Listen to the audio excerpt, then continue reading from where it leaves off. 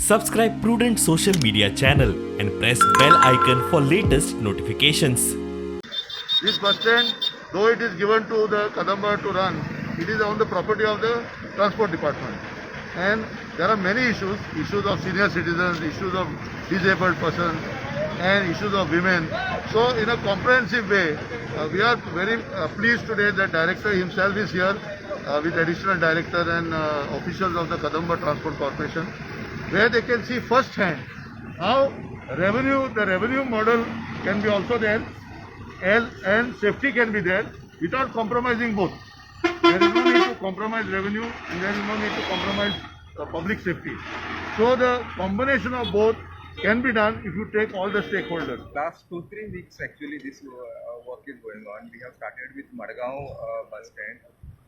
We are trying to understand what are the issues, what are the problems, and what solution ki जा सकते in terms of day-to-day upkeep and maintenance, in terms of cleanliness, signages, repairs and maintenance, toilets, passenger किती लागतात आहे. So